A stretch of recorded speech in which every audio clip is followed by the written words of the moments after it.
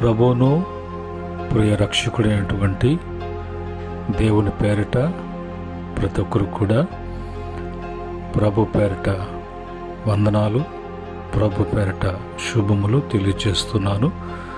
ప్రియమైన దేవుని బిడ్డలారా, మనము ప్రతిరోజు సాయంత్రకాల సమయం మందు గ్రంథ ధ్యానాలు చేస్తున్నాం. అందులో గాను కీర్తనలు మనం ప్రారంభించాం. కీర్తనలో 2వ కీర్తన 7వ చరణానికి ప్రభు నడిపించారు. ఈరోజు ఈ మాటలను మనము చదువుకొని ప్రార్థనాపూర్వకంగా ధ్యానం చేద్దాం. తద్వారా ఈ మాటల ద్వారా దేవుని యొక్క వాక్యం ద్వారా బలపడటానికి, అంతకంతగా దేవునిలో అభివృద్ధి చెందటానికి దేవుని యొక్క సహాయం కొరకు మనము ప్రార్థన చేద్దాం. ఈ సమయంలో దేవుని వాక్యాన్ని నేను చదువుతున్నాను. కట్టడను నేను వివరించేదను. యెహోవా నాకిలాగూ సెలవిచ్చెను, నీవు నా కుమారుడవు, నేడు నిన్ను కని ఉన్నాను. ఈ కీర్తన గ్రంథము 2వ కీర్తన 7వ చరణములో యేసు ప్రభుని గురించి మరొకసారి వాక్యం మనల్ని జ్ఞాపకం చేస్తున్నది.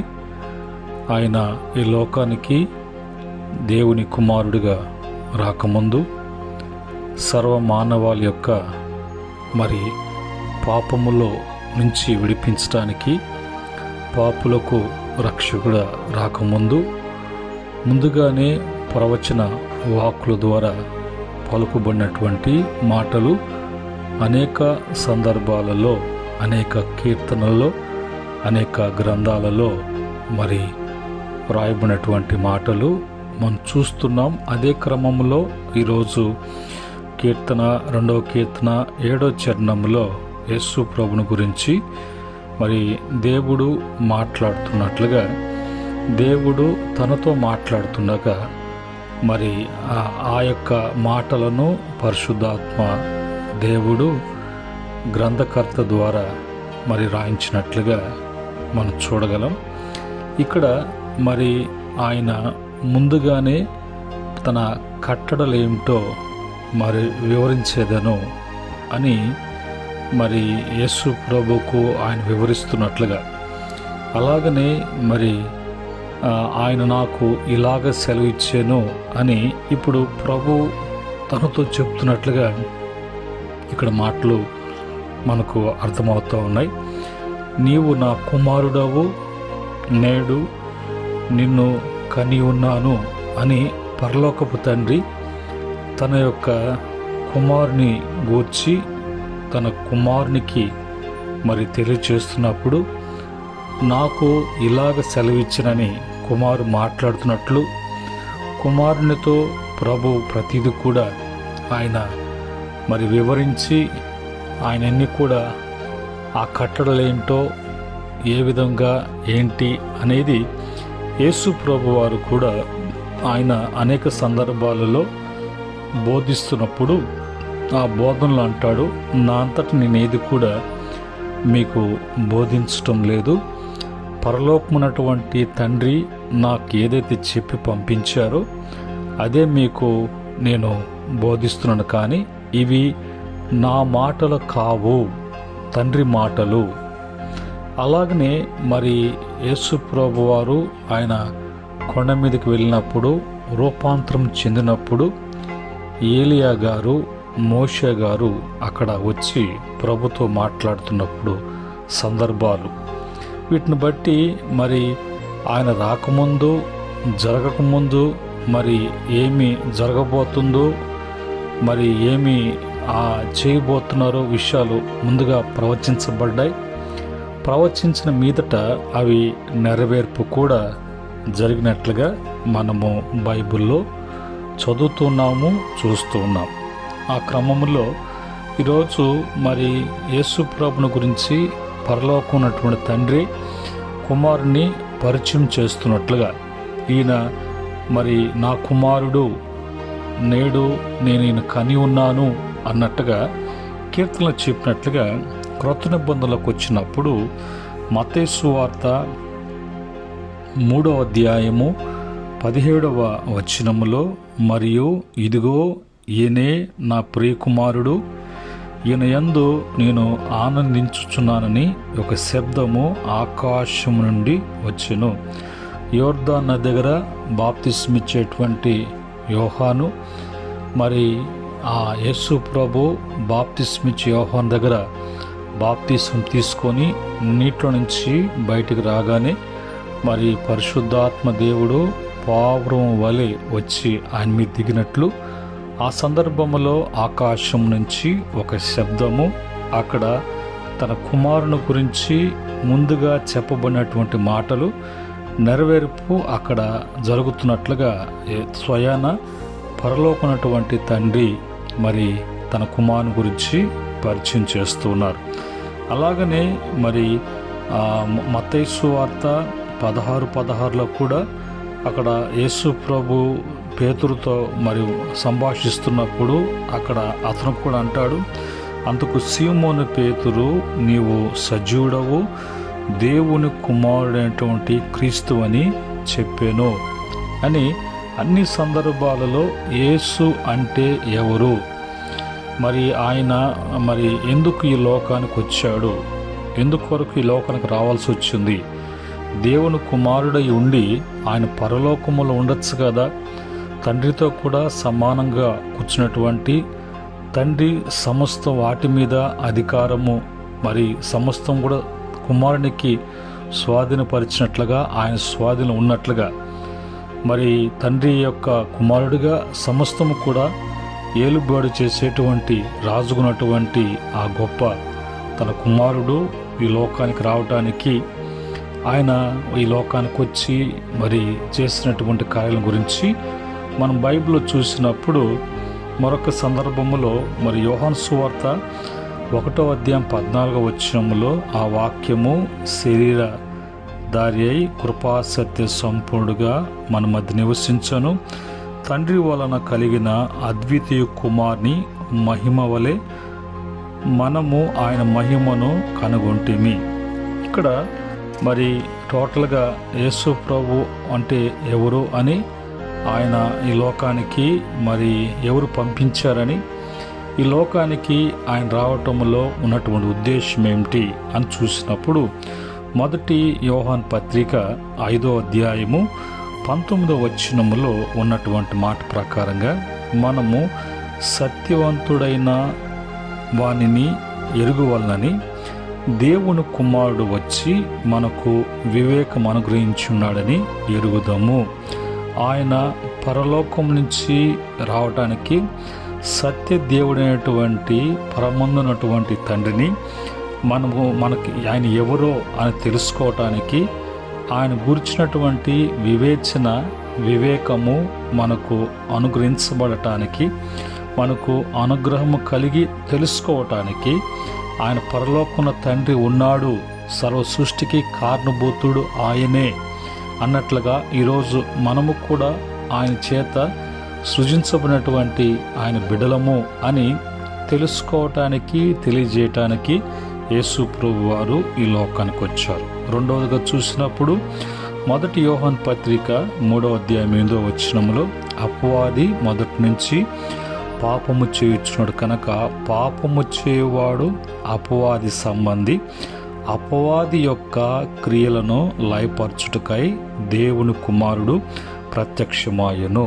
ఈ యొక్క లోకానికి రావడానికి రెండో ఉద్దేశము మరి అపవాది పాపం చేస్తున్నాడు, పాపం చేయిస్తున్నాడు. మొదటి నుంచి వాడు పాపము చేస్తూనే వస్తున్నాడు. తన బిడ్డలను పాపులుగా పాపం చేయటానికి వాడు అనేక విధములుగా మానవుల్ని పడకొడుతూ పాపములోకి లాగవేస్తూ త్రోసివేస్తూ ఉన్నటువంటి అపవాది చేతిలో నుంచి మనమంతా కూడా విడిపించబడి పాపముల నుంచి పరిశుద్ధపరచబడి లోకంచి మనం ప్రత్యేకించబడినటువంటి దేవుని బిడ్డలుగా మనం ఉండటానికి ఆయన ఈ లోకానికి వచ్చాడు. అలాగనే బైబిల్లో మరొక మాట చూసినప్పుడు రోమపత్రిక 8వ అధ్యాయం 29వ వచనంలో ఎందుకనగా తన కుమారుడు అనేక సహోదరులలో జ్యేష్ఠుడగినట్లు దేవుడు ఎవరిని ముందుగా ఎరుగునో వారు తన కుమారునితో స్వరూపము గలవారొగుటకు వారిని ముందుగా నిర్ణయించాను. మనమంతా కూడా మరొక దినాన యేసుక్రీస్తు యొక్క స్వరూపంలోకి మార్చబడబోతున్నాం. రెప్పపాటులో మధ్యాకాశానికి యేసు ప్రభువు తిరిగి అందరిని కూడా తీసుకుని వెళ్ళటానికి, రక్షించబడిన బిడ్డలందరూ కూడా తీసుకువెళ్ళటానికి మధ్యాకాశానికి వచ్చినప్పుడు అందరం కూడా రెప్పపాటున మార్పు చెందాలి. క్రీస్తు యేసులో బాప్తిసము తీసుకుంటున్నట్టు వారు అందరూ కూడా క్రీస్తు స్వరూపంలోకి మార్చబడాలి.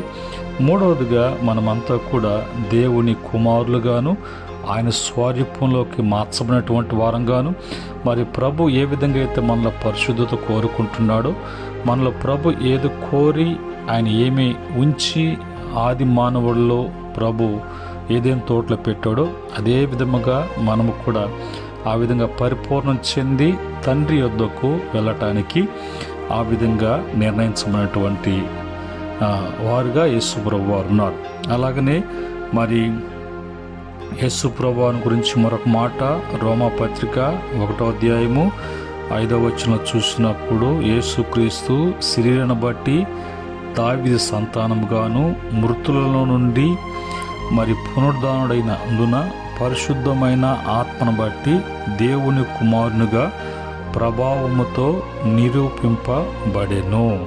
చూసారా, ఈరోజు మనము కూడా అలాగా ఒక దినాన దేవుని బిడ్డలుగా నిరూపించబడబోతున్నాం. ఆయన ఏ విధంగా అయితే నిరూపించబడ్డాడో అలాగనే ఒక దినాన యేసుక్రీస్తు ద్వారా ఆ స్వరూపంలో మార్చబడటానికి మనమంతా కూడా పరిశుద్ధులుగాను, మనమంతా కూడా మరి సత్యదేవుని యొక్క బిడ్డలుగాను ఆయన ఎరిగినటువంటి వారంగా జీవిస్తూ ఆయన వద్దకు చేర్చబడటానికి తన ప్రియ కుమారులను ఈ లోకానికి ప్రభు పంపించాడు. అలాగనే యోహాను సువార్త 8:6 ప్రకారంగా కుమారుడు మిమ్మల్ని స్వతంత్రులుగా చేసిన ఎడల మీరు నిజముగా స్వతంత్రులై ఉందురు. కనుక ఈ భాగ్యము మనందరికి కూడా పాపములో, అపరాధములో, విగ్రహారాధనలో, లోకములో మునిగిపోతూ మరి కుళ్ళు పట్టినటువంటి మరి మన జీవితాన్ని గురించి మనము ఒకవేళ తలచినప్పుడు అపరాధముల చేత, పాపముల చేత సచ్చినటువంటి, కుళ్ళు పట్టినటువంటి, కంపు కొట్టినటువంటి జీవితాలను ఆయన ఎంతగా ప్రేమించి మనలను తన కుమారుని ద్వారా మరి మనల్ని తిరిగి తన బిడలుగా చేర్చుకోవటానికి మన జీవితాల్లో ఏ కార్యాలు ఏ విధంగా జరగాలో అవన్నీ కూడా తన ప్రియ కుమారుడైనటువంటి యేసుక్రీస్తు వారి ద్వారా జరగటానికి ఆయన కుమారునిగా మరి ఈ లోకానికి పంపించారు. ఈ క్రమంలో మనమంతా కూడా దేవుని బిడ్డలము, దేవుని యొక్క దత్తపుత్రులము అనటానికి వాక్యం నుంచి నిరూపణ చూద్దాం. రోమపత్రిక 8:23 ప్రకారంగా అంతేకాదు ఆత్మ యొక్క ప్రథమ ఫలం నొందిన మనము కూడా దత్తపుత్రుల కొరకు అనగా మన దేహము యొక్క మరి విమోచన కొరకు కనిపెట్టుచు మనలో మనము మూలుగుచున్నాము. మనమంతా కూడా ఆ దత్తపుత్రులుగా ఆ విధంగా మనమంతా కూడా ఆ విధంగా ఆయన బిడ్డలుగా చేర్చబడటానికి ఇప్పుడు మనం ఈ దేహంలో ఉన్నాం. ఈ దేహాన్ని విడిచిపెట్టి మనము ప్రభు దగ్గరకు పోబోతున్నాం. కనుక ఈ దేహంలో ఉన్నంత వరకు, ఈ దేహంలో ఆత్మలో ఉన్నంత వరకు, ఆత్మ ఉన్నంత వరకు మనం మూలుగుతూ మనము జాగ్రత్తగా జీవించాలని దేవుని వాక్యం యొక్క హెచ్చరిక. గలతీ పత్రిక 3:26 ప్రకారంగా యేసుక్రీస్తునందు మీరందరూ విశ్వాసం వలన దేవుని కుమారులై ఉన్నారు. చూడండి, అంతా కూడా తన ప్రియ కుమారుని ద్వారా మనకు ఎంత మేలు ప్రభు చేస్తున్నారో, ఎంత గొప్ప కార్యాలు జరుగుతున్నాయో. ఇవి తెలియక అనేక మంది అజ్ఞానులు తమ జీవితాల్లో బుద్ధిహీనులుగా, భక్తిహీనులుగా మరి వాళ్ళు బరితెగించినటువంటి వారుగా విచ్చలవిడిగా తమ జీవితాన్ని వాళ్ళ చేతులారా నాశనం చేసుకుంటూ సత్యాన్ని ఎరగక అసత్యంలో ఉంటూ చీకటి జీవితాన్ని జీవిస్తూ మరి పతనమవుతున్నటువంటి బిడ్డల కొరకు కూడా మనం ప్రార్థన చేయాలి. యోహాను సువార్త 1వ అధ్యాయము 12వ వచనములో తనను ఎందరు అంగీకరించారో వారందరికీ, అనగా తన నామమునందు విశ్వాసముంచిన వారికి దేవుని పిల్లగుటకు ఆయన అధికారము అనుగ్రహించను. కేవలము మన యొక్క విశ్వాసాన్ని బట్టి, మనం విశ్వసించవలసినటువంటి యేసును బట్టి మనమంతా కూడా మరి దేవుని కుమారులుగా, దేవుని బిడ్డలుగా పిలువబడటానికి ప్రభు మనకి ఇంత గొప్ప ఆధిక్యతనిచ్చారు. కనుక దేవుని కుమారునికి ఏ విధంగా అన్నీ కూడా సమస్తము ఇచ్చి ఆయన ఏలుబడి చేస్తున్నాడో, మనము కూడా ఆయన కుమారుని యొక్క వారసత్వానికి, ఆ కుమారుని యొక్క తో కూడా మన సహవాసం కలిగి ఉండటానికి తండ్రి మనల్ని పిలుస్తున్నాడు. మనము కూడా ఆ వారసత్వములో పాలుపంపులు కలిగి జీవించేటువంటి వారు ఉన్నాము అని ప్రభు తేటగా మనకు తెలియపరుస్తున్నారు. అలాగనే గలతీ పత్రిక 4:7 ప్రకారంగా, కాబట్టి నీవింకా దాసుడు కావు, కుమారుడువైతే దేవుని ద్వారా వారసుడవు. మనకి ఏ హక్కు లేదు, ఏ అధికారం లేదు. ఇవన్నీ కూడా యేసుక్రీస్తు ద్వారా సర్వ అధికారాలు, హక్కులు, ఆ హోదా, ఆ స్థితి, స్థాయి, మేలు ప్రతిదీ కూడా ఆ కుమారుని ద్వారా అనుగ్రహించబడటానికి, ఆ కుమారుని ఈ లోకానికి పంపిస్తున్నప్పుడు ఆయన కట్టలను వివరించాడు.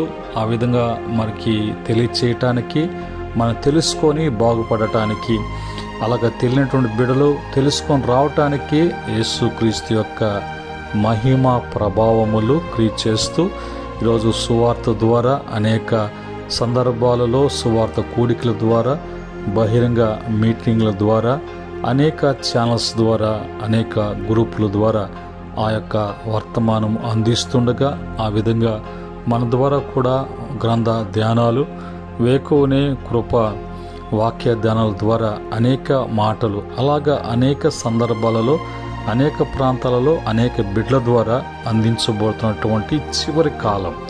ఈ కాలం ముగిసిన తర్వాత, కృపాకాలము ముగించబడిన తర్వాత ఇంకా వాక్యము కరువైపోతుంది. పరిశుద్ధాత్మ ఉండరు. దేవుని కుమారులుగా చేర్చబడి అంగీకరించి ఆ క్రమములో జీవించిన వారందరూ కూడా రెప్పపాటున క్రీస్తు స్వరూపంలో మార్చబడి అందరూ కూడా పరలోకానికి చేర్చబడి యుగయుగాలు తండ్రితో కూడా కుమారునితో కలిసి జీవించేటువంటి భాగ్యము మనకు అనుగ్రహించబడి ఉన్నది. ఇది ఉచితముగా విశ్వసించటం ద్వారా, నమ్మటం ద్వారా, ఆ విధంగా అన్వయించుకొని నడుచుకోవటం ద్వారా మనకు అనుగ్రహించబడి ఉన్నాయి.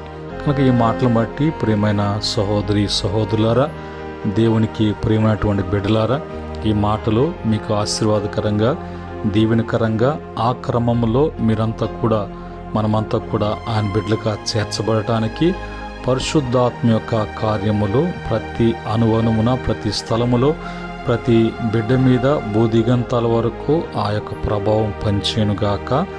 ఆమేన్. ప్రేమగల తండ్రి, పరిశుద్ధుడా, మీకు వందనాలు తండ్రి. ఈ యొక్క మాటలు మాకు ఇచ్చారు, మాకు తెలియచేశారు, బోధించారు, నేర్పిస్తున్నారు, నేర్చుకుంటున్నాం, క్రమపరుచుకుంటున్నాం, సరి చేసుకుంటున్నాం, నేను అనుసరిస్తున్నాం, లోబడుతున్నాం. ఆ క్రమంలో ప్రతి బిడ్డను దీవించండి.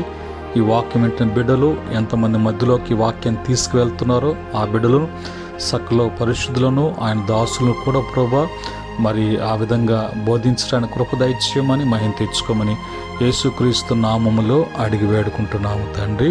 పరమ తండ్రి, దేవుని ప్రేమ, కృప, సమాధానం మీకును, మీ కుటుంబాలకును, మీ కలిగిన యావత్తుకును, సకల పరిశుద్ధులకును, ఆయన దాసులకును సదా తోడై ఉండి నడిపించునుగాక. ఆమేన్.